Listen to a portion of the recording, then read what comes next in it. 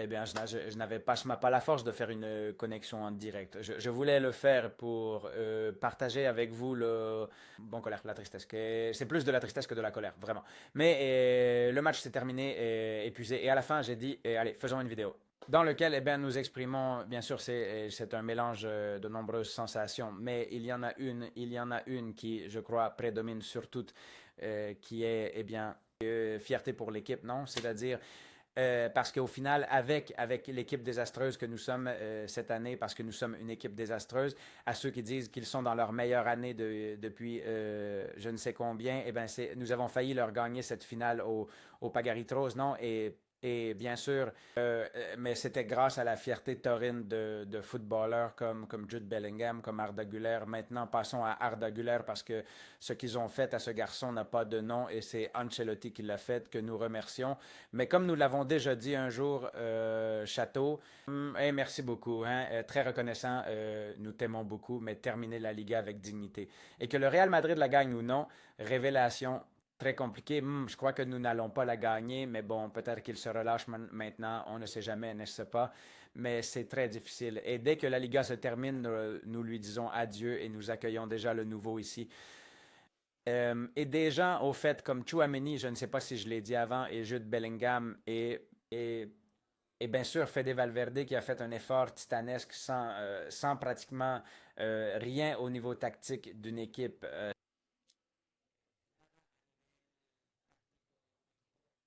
qui n'est toujours pas travaillé. Ce qui est incroyable, c'est d'avoir montré toute la fierté, d'avoir fait jeu égal avec ces gens, d'avoir été sur le point de les battre, si ce n'est à cause de deux erreurs grossières de l'équipe. Non, cette sortie de Courtois, mauvaise, très mauvaise, mais Courtois nous a aussi sauvés à deux ou trois reprises, un tir de Yamal et plusieurs autres. Eh bien, et Courtois est comme pour critiquer Courtois, mais bon, dans cette action, la vérité est que ça a été terrible. Et sans parler de cette passe de Modric à Abraham alors que Koundé partait de 200 mètres et je ne sais pas ce qu'Abraham voulait faire là. Et une sorte de. Et bien sûr, il a mal compris Modric. Il a compris que la passe était vers l'avant, non? Et non à l'endroit où se trouvait Abraham. Et un Modric qui en plus jouait assez bien. Par conséquent, c'est pourquoi ça rend très triste, car en plus, c'est que les joueurs avec 45 minutes, maintenant allons-y. Lamentable les premiers. Non, et maintenant allons-y et connectons cela avec l'entraîneur. Et comment ensuite ils se reprennent et commencent à renverser la situation avec un début de deuxième mi-temps. La vérité, merveilleux. C'est-à-dire, eh bien, avec un coup de trompette, n'est-ce pas? C'est-à-dire, oui, il presse en haut. Attention dans ces minutes. Je l'ai noté ici, dans ces très bonnes minutes de la deuxième mi-temps du Real Madrid, où le match a déjà changé et Rafinha en a eu deux, hein? Il s'est trompé, Rafinha, sur les deux.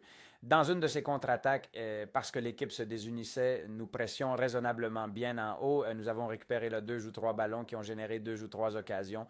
Nous avons eu, là, au début de la seconde mi-temps, la grande occasion de Vini double, avec l'arrêt de Cesc et celle de Mbappé, encore deux autres de Vini, etc. Non, mais et bien sûr, le Barça ensuite te surprenait en contre-attaque et pouvait te faire beaucoup plus de mal. Et si là, le Barça nous marque le deuxième, là, le match est terminé. Là, le match est terminé. Bon, Madrid a été très bien dans ces minutes-là avec un Mbappé qui, en attaque, a révolutionné l'équipe. Rodrigo en première mi-temps, hein, comme le dit mon bon ami Iñaki Angulo, le Cometa Goes reste invisible. Nous parlerons du sujet Rodrigo Van Cler, mais il n'est pas très normal en combien de temps cet homme n'ait marqué qu'un seul but. C'est lamentable ce qui arrive avec Rodrigo. Comment peut-il être titulaire indiscutable?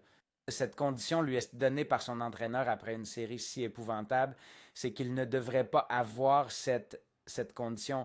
Et bien sûr, nous nous demandons pourquoi Mbappé n'a-t-il pas joué si nous l'avons vu raisonnablement bien dans la seconde moitié?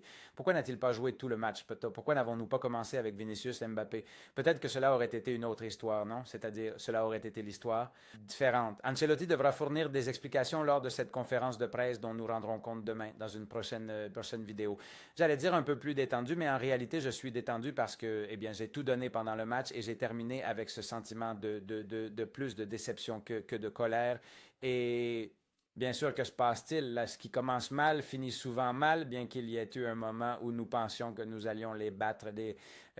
J'insiste, elle était à la fin du match avec cette erreur de Courtois et à la fin de la prolongation avec cette erreur, et bien entre Modric et Brahim. Mais tu ne peux pas jeter 45 minutes de la manière dont le Real Madrid les a jetés à la poubelle avec zéro plan de travail.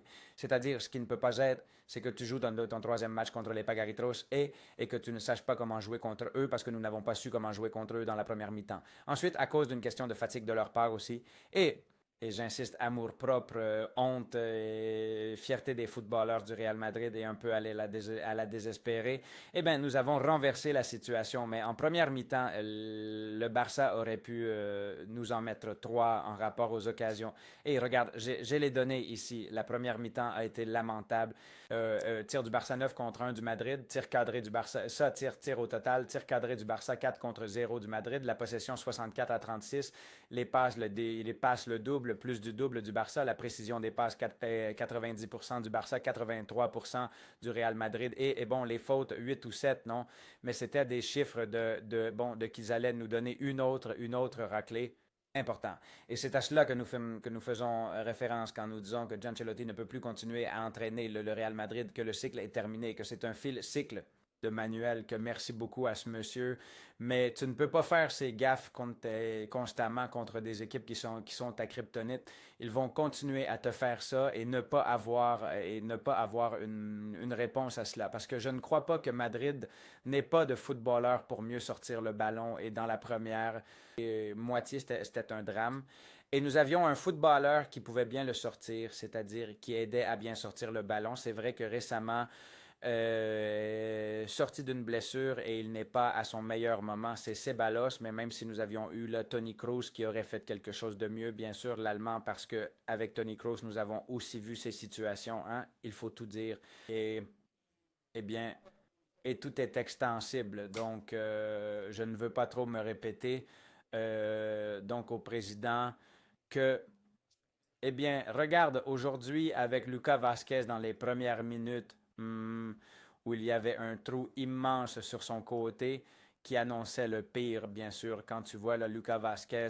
Comment ne pas se souvenir de Florentino et de la direction du Real Madrid de ne pas avoir recruté un arrière droit quand cela était nécessaire, parce que le meilleur du monde se blesse, qui était Malès, qui est Carvajal, qui est ton titulaire.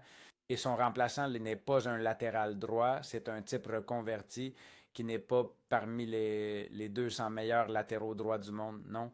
Et tu l'as là et ça te va pour l'avoir là toute la saison comme latéral droit et titulaire. Ensuite, quand il met Valverde, la situation change totalement d'heure. C'est vrai que c'était déjà la seconde mi-temps, que la fatigue a une influence. Enfin, mais bon, je pense que ça aurait été différent si là nous voyions le Uruguayen dès la première minute.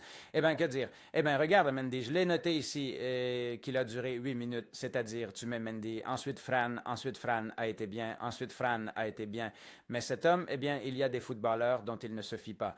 Et ça se remarque beaucoup, ça se remarque énormément, n'est-ce pas? Euh, il vient de nuire à un autre gauche, encore une fois, Mendy. Rudiger, d'ailleurs, le coup de sang de Rudiger à la fin, il a jeté un glaçon, il a jeté un glaçon. Maintenant, on parle de l'arbitre et il a lancé un glaçon. Je veux dire, non. J'étais encore plus énervé que lui, mais ça ne se fait pas bon sang. Bien sûr, c'était à cause d'une décision de Burgos Bengoechea de punir une gifle de Mbappé à Eric Garcia qui a fait tout le théâtre qu'un footballeur du Real Madrid aurait fait à sa place et que si on nous sifflait une faute en notre faveur dans ce cas, nous dirions que c'est bien sifflé. Hein? Donc, ne nous embêtons pas trop non plus parce que non. Et bien sûr, Rudiger, bon, Vinicius blessé, Rudiger blessé, Mendy blessé.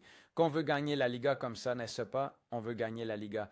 On va voir comment est le match du Montjuic contre les Pagas arbitres, encore une fois, un autre défi. On ne sait pas comment jouer contre eux, on ne sait pas comment jouer contre eux. Et attention, aujourd'hui, le Madrid s'est ressaisi et a sorti ce truc des footballeurs et ainsi de suite.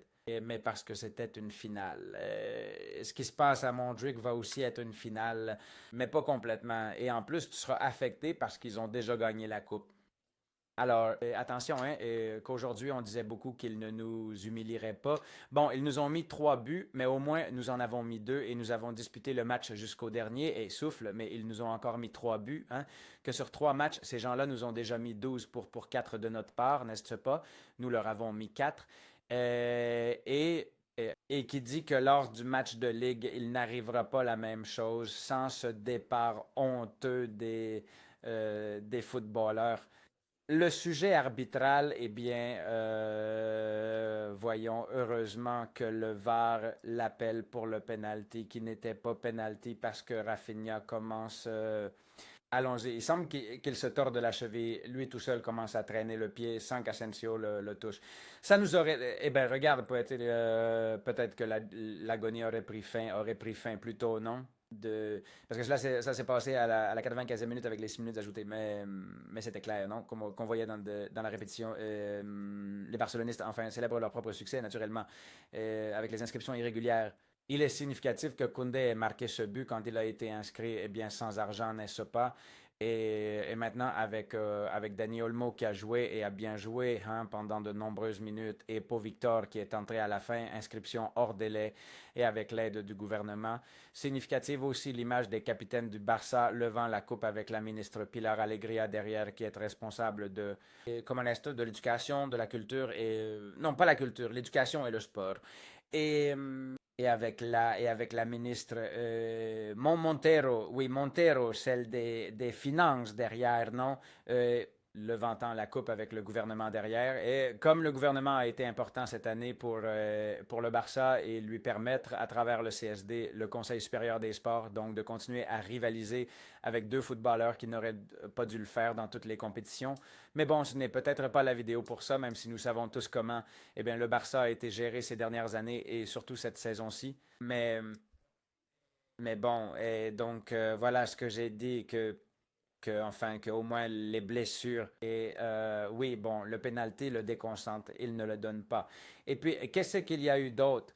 Et pour moi, le coup de main de Rudiger est devenu fou. Pour moi, c'est une chose, comme je l'ai dit avant, que si on nous la fait, on la réclame, surtout quand on essaie de perdre du temps. Bon, les hors-jeux.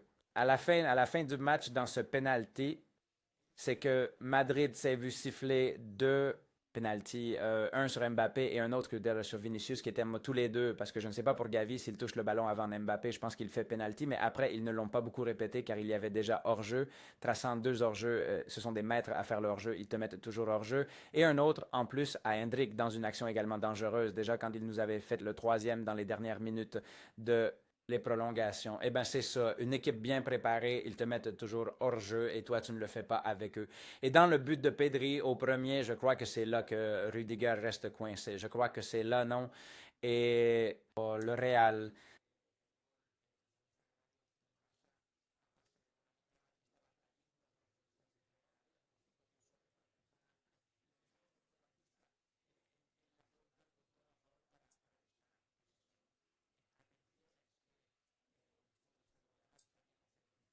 D'autres équipes, eh bien, cela nécessite l'équipe adverse, mais il faut voir les hommes qui s'approchent de la surface, eh bien, cela devrait aussi être travaillé.